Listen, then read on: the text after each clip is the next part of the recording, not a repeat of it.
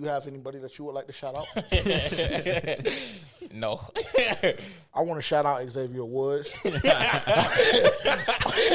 want to shout out J.C. Horn. I want to shout out Chuba. Yeah, probably. And who else? Who else you leaving out? Jalen Coker. DJ Wanham. Oh, my God. Yeah, Shout out DJ Wanham. Hey, big bro. Let me chill. Hey, I apologize. I'm not going to speak for him, but I apologize. I ain't know that's what type of energy you was on. My fault. Moving forward on this podcast, when we say DJ, that's who we're referring to. The other one is going to be referred to as Johnson. Okay, or 52. Whichever one y'all prefer. But yeah, no, the Carolina Panthers win their second ball game in a row. First time they've done that since 2022. I mean, just that even coming out of my mouth is absolutely insane. I would have never thought that this is where we would be as an organization. However, this is the point that we're at. The Panthers move up to 3-7. Currently in the hunt. I mean, that sounds phenomenal and amazing to say. What else? And yeah, I mean, just a huge win. I won't even give a long intro, dissertation, all of that shit. I'm not going to do that today. We'll just dive into the game unless you have something that you would like to say. Not anything in particular. I mean, I enjoy watching the game, obviously, early game. So, woke up, turned it on. I mean, but they had me drinking alcohol before my coffee. So, that was kind of, it was some. Yeah. What time did you start drinking? Probably about 10:30, 11. Okay. I mean, that's not terrible. Yeah, it wasn't terrible until I seen us starting to, trying to get a game away. So, I mean, but yeah, overall it was a good game to watch. I was a nervous wreck the last couple of minutes, but hey, pulled out the win in Germany, so we good. I respect it. I like it. We all predicted this game correctly preseason back in June. Did we? Yeah, I'm looking at it right now. We all had a win for this week. Wow. Shout out to us. Wow. Now, you also had them at 10 wins at that particular point in time, but, we did at least one of the 10 was this game. You got that right, so. I said we would lose to Washington. I said we were going to start off 3-0, right? No, 2-1. You had them losing the first game, winning the next two, losing the next two, and then rattling off 4 in a row. Against Chicago, Atlanta. No. What was it? What was the next 4? I just have win-loss written down. I'd have to actually compare it to the schedule. Got you. But it looks wild. just what was the final? 10-7. Me and Terrence had them at 7-10. And I think it dropped down to you had them at 7-10. I think by the end of the last prediction, and then we had them at about 5-12 or 8-9. Sounds about right. Yeah, fair enough. Let's see. Just very, very briefly, main takeaways, and then we'll kind of dive a little bit deeper into the show and just into the game, everything. Another solid performance from Bryce Young. I'll give him credit there. Even though the numbers don't look the sexiest, I will say that when he needed to make plays, he made plays. When he needed to make big-time throws, he made them. I think Dave Canales put him in a very, very tough position in the fourth quarter. With some of the play calling that we saw down the stretch. Seems like Nutt started to shrivel up on the sideline. Didn't like that at all, but like my co-host said in the text messages, I guess we'll shoot him bail just because he is a first-year head coach. But again, we'll talk about that a little bit later on. So that's just to touch on Bryce a little bit there. Like I said, he made some big-time throws, converted on a couple of big first downs early in the game to get us to the point that we were up 10. But really, I mean, if we're talking about offense and we're just having an honest conversation, this team, and you would say that this offense, but really this team right now at this very moment goes where Chuba Hubbard goes.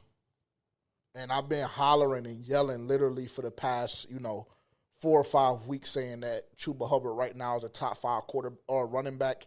And to be quite frank, I don't think that any other performance this year would prove that point more than what we saw on Sunday. Career high for him, what was it, 158 was the final number? I don't know if that – I think it was somewhere either 158 or 153 for Chuba on the ground. 153. 153 on 28 touches, a touchdown.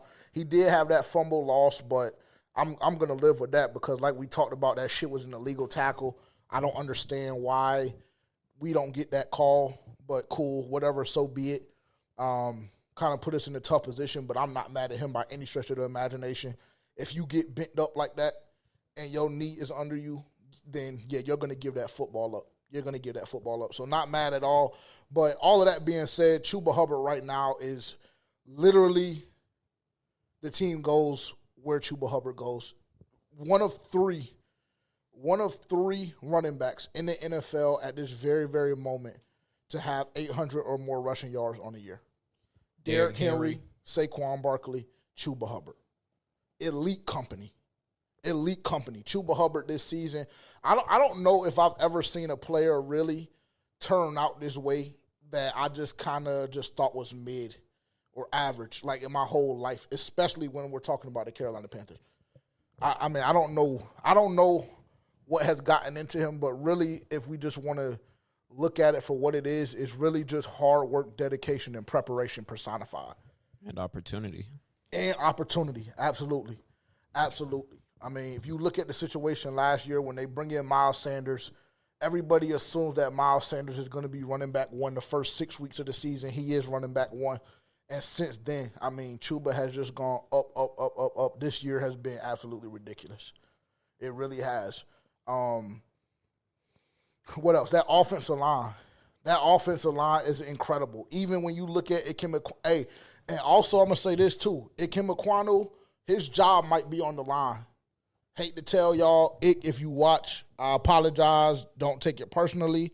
But the way bro is playing Brady, it's different right now. It's different right now. Not going to hold you. I mean, if you look at this O-line as a whole, the New York Giants were averaging 3.8 sacks a game. We only allowed one, and one of them, the one that we allowed, was literally a damn naked boot to Brian Burnside, and he came off the line unblocked just based off of play design. Other than that, I mean, fucking phenomenal job from the offensive line. Can't say enough about them. Dan Morgan literally, I mean, the way he chefed that up and just the whole front office with Damian Lewis and Robert Hunt, probably one of the best offseason moves I've seen made by the Panthers over the last decade. Defensively, Josie Jewell finally showed that he can play linebacker halfway decently. Cornerback still looking sharp to me. J.C. Horn is having another phenomenal season. He had the 2 or 3 early touchdowns in the beginning of the year. When you look at Quentin Johnson, you look at Rashid Shaheed, I think he gave up like 2 technically in that Chargers game. Really, one of them was just a lack of communication, which is something that we saw throughout the first 7 or 8 weeks of the year. That seems to have been cleaned up a little bit up to this point. The last 2 or 3 weeks more particularly. So shout out to JC because he's been balling and he's next up for a contract.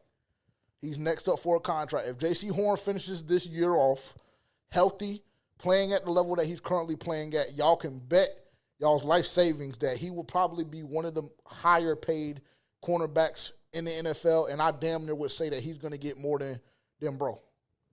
Pat Surtain. Yeah, I almost will say that. Well, wouldn't that make him the highest paid though? Yes. I don't. That's why I wanted to say one of the highest, just to give myself the leeway to say, okay, if he makes less than Pat, I can live with it. Because I would make the argument that just based off of health, Pat has been a little bit better since he's been in the league. But right now, the season that J.C. Horn is having is impeccable. I mean, he's top 6 literally in every major category when you look at cornerback play. So shout out to JC. DJ Wanham, I mean, I haven't been more wrong really about Ian Thomas. Y'all remind me about that one. But I would say I'll say, because I've been wrong about a couple of guys. I'll put him in the list of guys that I've been wrong about, because about 2 weeks ago we wrote DJ Wanham completely off on this podcast. I wouldn't even. And that's the thing, like, not to cut you off, but I wouldn't even say it was necessarily being wrong, because it was like the confusion lied where it was like, why would you go and pay money for a guy that you knew was going to be hurt over half of the year? Or is it like, did you not actually know he was going to be hurt that long and just got fleeced? Yeah. So it wasn't even the fact of us really questioning his ability, or I'll speak for myself, because, you know, we had the conversation when we got rid of Brian Burns, and it was kind of like, and I was like, well, DJ Wonnum had, you know, 8.5, 9 sacks, the same shit Brian Burns had. Yeah, and everybody was like, well, I mean, we're not about to sit here and say DJ Wonnum is replacing Brian Burns. And I had kind of took the stance where it wouldn't be necessarily replacing, but it may be a placeholder.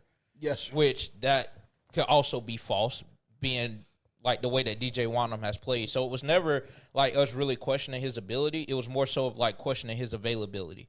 And he wasn't available, so it was kind of hard for us to evaluate him and see exactly what he could do. But this game, like, just being his first game back, and he still has to get back into the field of playing football, being in football shape. So just imagine, like, what kind of shape and what kind of production he'll bring if he has a full offseason, fully healthy, fully able to work in with the team.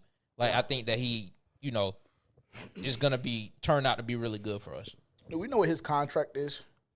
Did he just get a 1 year, or did he get... I almost feel like he got a 1 year, but I don't know for sure. Let me see. Yeah, and while y'all are looking that up, I'll just add to that. I don't think the conversation, at least from my perspective as well, was ever really about can DJ Wonnum play? Because if you go back and roll the film from the offseason, I think I said that this was a great pickup, especially when thinking about the production that he had last year versus Brian Burns. Yeah. And just like an effort level thing. The problem was with DJ Wonnum that he was unavailable and he was hurt. Nobody anticipated him being hurt this late into the season, especially early on when it was like painfully obvious that the Panthers needed help along the defensive line. And it just kind of put a magnifying lens on that situation in which the Panthers went out, signed DJ Wonnum, expecting him to be able to play. And now you go down to Derek Brown. You already are trying to replace Brian Burns. And everything else on the defense was a big old question mark at that particular point in time. So it just kind of made it was a really bad look initially, the move to get DJ Wonnum. Yeah, and I think he signed a 2-year contract. 2 years, 12.5. Yeah, and also he played alongside of Danielle Hunter, I'm pretty sure. So I think Danielle was hurt last season. Is that why he got Well, DJ Wonnum was also hurt too. I think DJ got hurt towards the end of the year, though, because Yeah, he had already had his 8.5, 9, 9.5, whatever it was. Okay. Yeah, Danielle was coming off an injury. That's why he was available at the price tag that he was this offseason. Yeah, but I think even like that was another question mark for me. He played alongside Danielle Hunter. We know what kind of player Danielle Hunter is. We're losing Brian Burns. We bring in Jadeveon Clowney, but he's also an older player that we don't really know what we're going to get out of him. So it's kind of like, if you look at it in the grand scheme of things, we just have 2 mid-tier edge rushers. Mm-hmm. So that was kind of the thing there, especially going into our situation that we had on defense.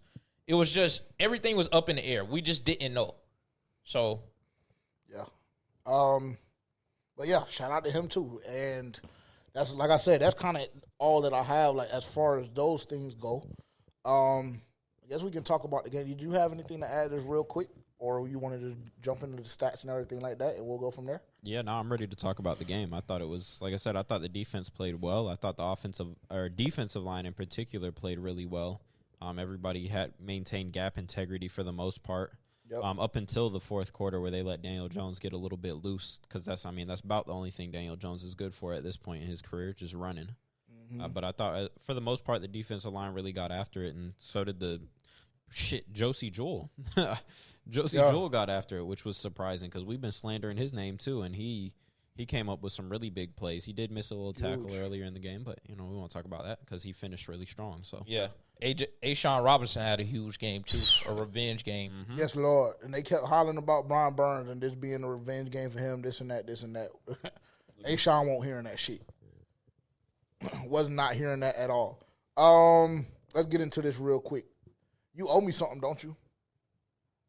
For Tyrone Tracy's yards. What do we have? 15, I think. Oh, what was that? At 70. He got over 70? He got 102. Got like 100 and something, yeah. I mean. We'll see what we can do. What's new? to be expected from a guy of that caliber. Just knock it off the top of the what you gonna own for that KC game. Oh yeah, that's perfect. Appreciate that. Why do niggas be in people's business? Like, I just made a do with them. suggestion. I just made a suggestion. That's all. I mean, my Take God. it or leave it. Appreciate your services. Bryce Young, 15 to 25 for 126. Relax. One touchdown, no interceptions. That's the important part. Did not turn the football over. If he's just going to be a game manager, so be it. Game managers win all the time. Yeah. Look at Brock Purdy. I lost it. Hold on. I lost it. Everybody relax. My bad. You know who I was about to say? I think we was about to say the same first. Who? Just pulled it back. Just Yeah, thinking about I famous just- game managers. I just scaled it back. just Scaled Brady? it back a I little just bit. didn't want to use it. Brady? Yeah, I mean that was a name that came to mind when you said game manager that wins I'd all the agree. time. I'd agree. Chuba Hubbard, 28, 153, touchdown, career day. Leading receiver, Jalen Coker, 3 catches, 41 yards. I honestly, for the life of me, don't know why he didn't touch the ball no more after the first quarter. I mean, He did drop. Little confusing. He dropped 2. Chuba touched the ball 28 times. I feel like in that it's just kind of hard to get receivers involved. Fair like enough. a running back touching that shit almost 30 times is insane. I love Yeah. that though. I love that. Yeah, this is exactly what Dave Canales promised we were getting. yeah. He promised us that this would be the type games and the type offense we would be seeing. I love Chuba touching the ball 30 times. Now, when Jonathan Brooks comes back, when he's officially ready to go, I'd love to see that broken down 17-13, some shit like that. Because I don't want Chuba ran into the ground. I don't. Maybe we can start with like 21-7. Yeah. We got to ease Brooks back into it. I mean, he's been off of IR the past 2 weeks. And I also, And he was liking shit on Twitter, pretty much hinting towards the fact that he was ready to go, and he, for the life of him, just doesn't understand why he's not playing. I mean, because don't All we right, have bro, a bye tone it week down. coming up? Yeah. So I mean, just take another extra week of rest. Like, there's nothing wrong with that. And I also think Chuba probably protect him touched the from ball. Yeah, exactly. I think Chuba probably touched the ball that many times too because Miles got injured, and Yeah. really don't want to see Raheem Blackshear in the backfield. Me personally. Now I know that's your boy. Yeah, because I don't know why we wouldn't get. I mean, I don't know why he wouldn't touch the football. Actually, he didn't even get any reps offensively at all yesterday. Good. Who came in when Chuba got hurt? I don't know. I guess Raheem. He has no. I'm just saying that because he has no stats.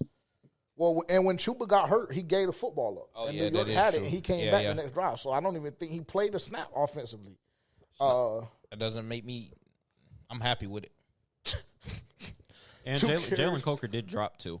He dropped 1 in the end zone, and he dropped that 1 third down. He had opportunity. Did he drop that 1 third down though? We have to have a better ball on that. Yeah, and he yes. got held out of his We break, we bro. do have to have a better ball, but he did drop it.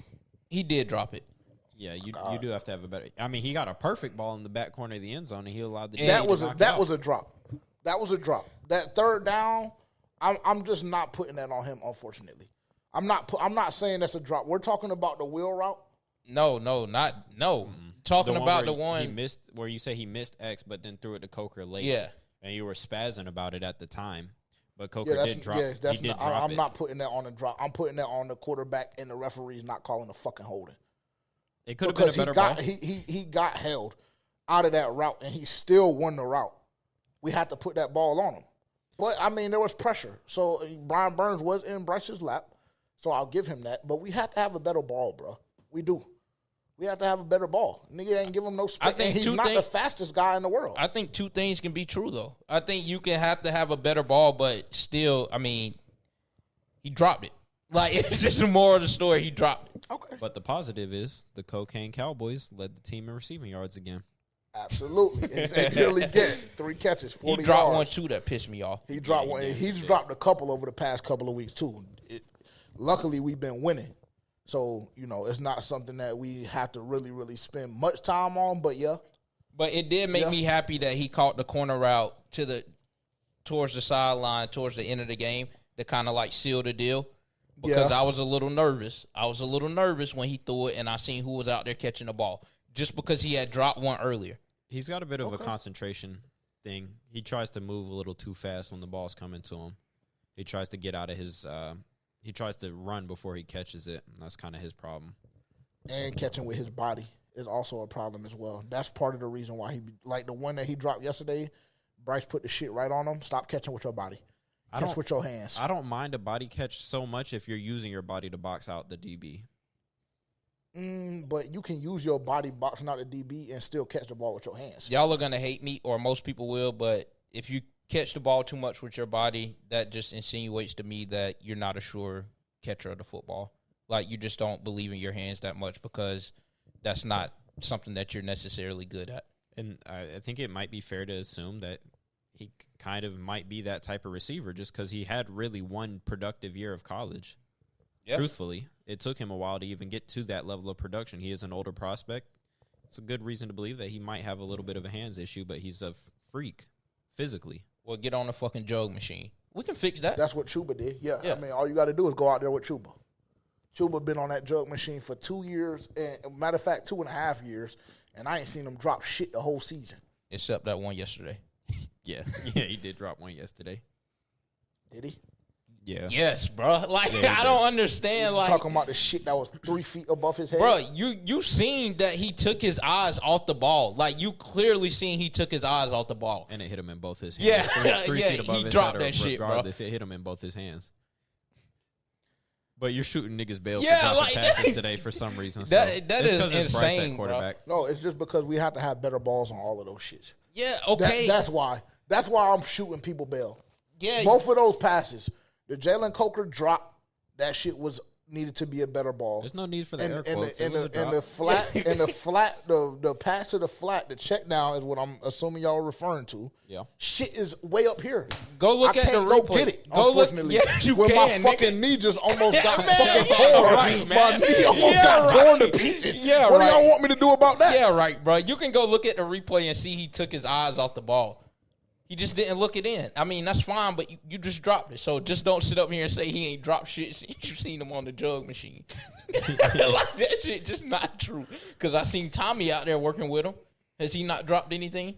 We haven't seen Tommy since he been fucking stretched, since he got put in the damn ER.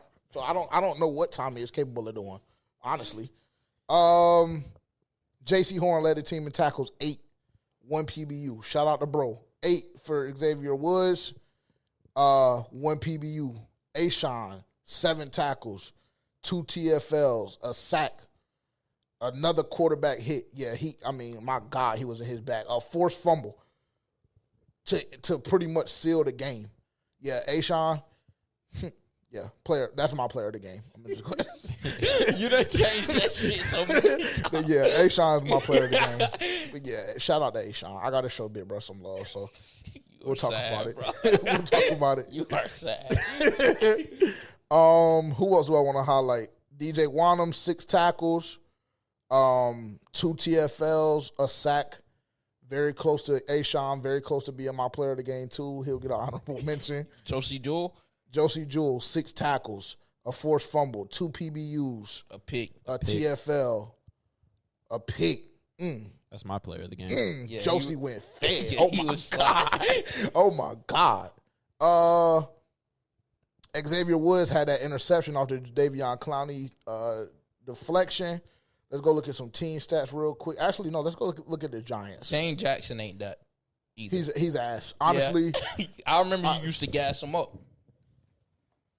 Did I ever really Yes. gas Yes, up bro. Jackson, Yes, the fuck you did, bro. Oh my Stop God. doing this shit. No, why bro. do y'all say I'm gassing them up, bro? If I have a conversation about one player and say he has the ability to play a big part in what we're gonna do, that's not me gassing them up. What did I say that was gassing him up? I don't know, bro. I don't know exactly, but you were gassing the nigga up, bro. What did I say?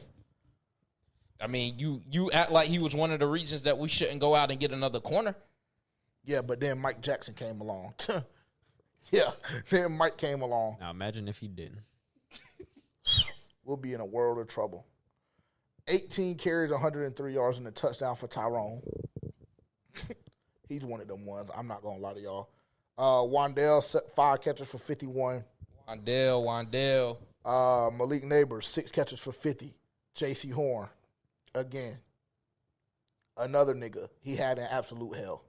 And he only got that on the back end when they had to throw the ball and we were playing soft coverage. Yeah, him and Isaiah Hodges. They both got that on the back end.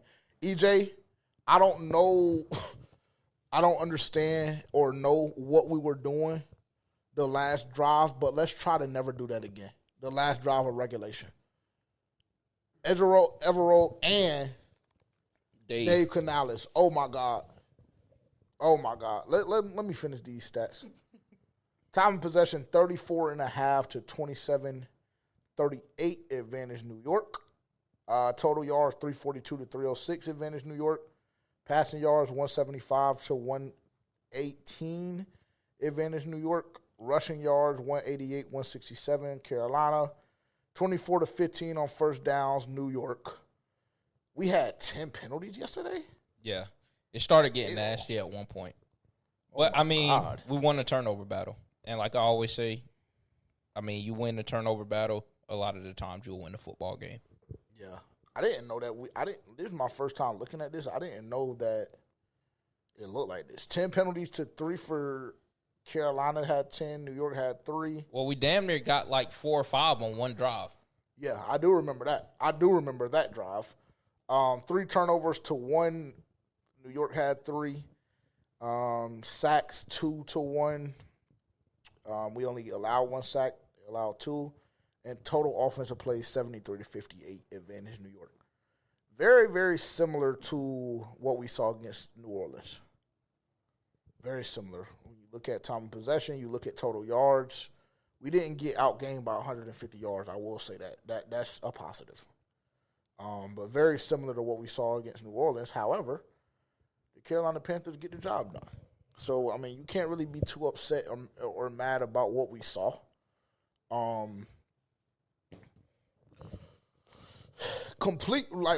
Really to me, complete domination the first 2.5 quarters. And that's something that it's a tad bit alarming. For me personally, it's a tad bit alarming that we don't close the game better than that. And really, I blame that on Dave Canales. Y'all know that we've had Dave Canales back on this podcast literally damn near throughout every single decision since he's been a head coach. But I will say yesterday there were a lot of questionable decisions made. The play calling got a little suspect and dicey when the game got on the line. I was very, very confused on multiple occasions with some of the play calling. One in particular, the second or third to last drive offensively that we had, we threw the football literally 3 times in a row. And we were up by, 10 points still or 7, whatever it was at that point. I just, for the life of me, can't understand that, and I can't support that decision-making in any reality. That shit is just preposterous to me. I really don't understand what was going on and what the thought process was there. But like I said, to get to that point, it really was pure domination for the first 2.5 quarters, bro. It was. Yeah, and I think they still left points on the board in the first half. Because after we went and scored a few times, there were still a lot of possessions that were empty possessions. We should have been up by more than – what are we going to half up? I can't remember. 17 to 10? Or no, 17 to 7. Yeah. 17 to 7. Could have easily been up by 20, 24 points, something along those lines going into the second half, and just left a lot of points on the board, honestly. And then to go back to the play calling, at the end of the game, and I might not be all the way correct on this, but you damn near had the ball 3 times with under 8 minutes to go. Yes. And then just could not close out the game at all. Yeah, that's pathetic. Very nasty work. And then we talked about the play call where Bryce missed the throw to Jalen Coker. Like I told you, great play call as far as if you're not in that situation. Because at that point they're down 3. Yeah, they're only down. New York is only down 3 at that point. Correct. Think so. And Jalen Coker was wide open. Bryce just has to throw a better ball, just a shit ball, and he knew when he threw it that he fucked it off. But I think that's a great play call when you're not in that situation. But it was 3rd and 2, 3rd and 1? Yeah, it was third and short.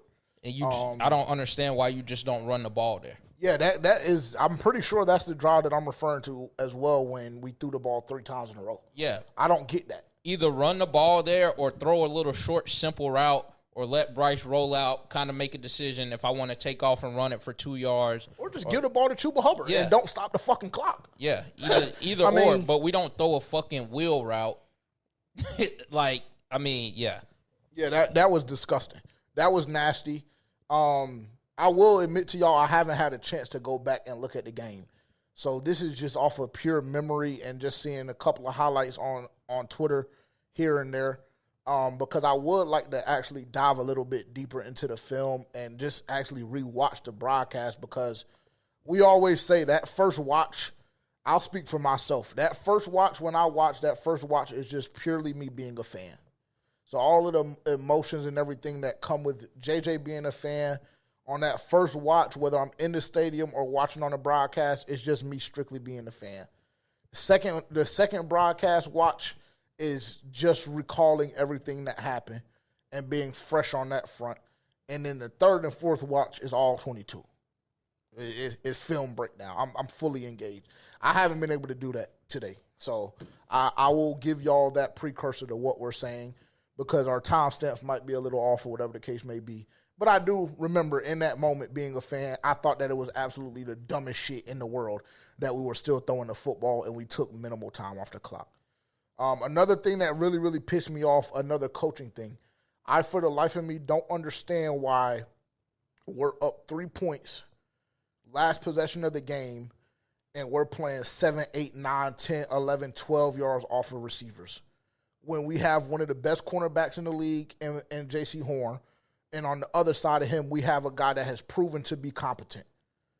And we're doing that with a subpar pass rush.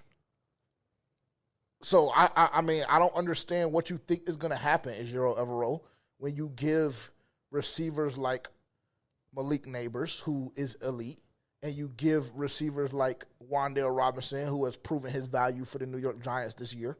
You give them that amount of time and that amount of space to do whatever they want to do with you. No, don't get conservative. Don't get scared. That's what I saw with the Carolina Panthers coaching staff yesterday, and it kind of bothered me. But like I said, first-year head coach, Terrence pointed that out. He had to reemphasize that point to me. So I kind of chilled a little bit. But that game could have went terribly, terribly wrong. Can y'all imagine the Carolina Panthers dropped at 2-8. Bryce Young's stat sheet looks the way it does. We dropped at 2-8 after being up 10 points. Literally for the duration of the game. Yeah. Having to lead for the entirety of the game. And we lose. Yeah. The conversation's completely changed. I just want to let y'all know that right now as well. Yeah, a win saves a lot of people. Because absolutely. I don't know if I would have not been on here slandering Dave Canales' name if we would have lost that game. I know pure coaching. Yeah, and I know I told you, like, he's a first-year head coach, so he still has learning curve, just as a lot of the rookies do. Second-year players, like, there's still a learning curve there. So he also has to learn how to call the game better in those kind of moments. But, I mean, honestly, if we would have lost that game, like you said, it would have came down to damn near just pure coaching.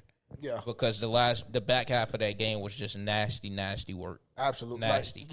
I mean, there's really no other adjective to describe it.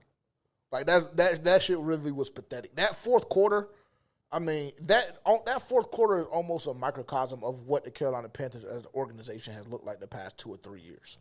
Like, honestly, that shit was pathetic. I'm not going to lie, but I'm going to try and get off of that just because we did win. We did win. We did get the job done. However, y'all know we keep it real on this podcast. That's why y'all tune in week in and week out, and that's why y'all fuck with us the way y'all do. It's because we keep it real. That cannot happen. Like, because let me tell you something. If that's the Kansas City Chiefs, and I'm just saying them because that's who's next on the schedule, if that's the Kansas City Chiefs, you're in a backwood. Like, if that's Patrick Mahomes, you're in a backwood. If that's Joe Burrow, you're in a backwood. If that's Lamar, you're in a backwood. If that's Jaden, you're in a backwood. If that's Baker, you're in a backwood. I mean, you get blessed and you get lucky that you're playing against a Daniel Jones-led offense. Let me just say that, because if that wasn't the case, with all of the opportunities the New York Giants got the last 10 and a half minutes during the fourth quarter, you're fried. and your asshole is tight. Extreme, like everything. They already said, the reporters were already talking about the sidelines and the difference in the sidelines going into overtime, and it was just completely different than what we had, what we would assume that it would have been throughout the duration of the game. Yeah, we could just break down that, like the last 10 minutes of the Carolina Panthers game on Sunday. We could just break that down, and I could literally just tell y'all probably about 8 or 9 things that were just pathetic. But again, we'll shoot Dave Canales bail because we like him on this podcast. That's number one. And number two, because he's a rookie head coach. So we'll shoot him bail there.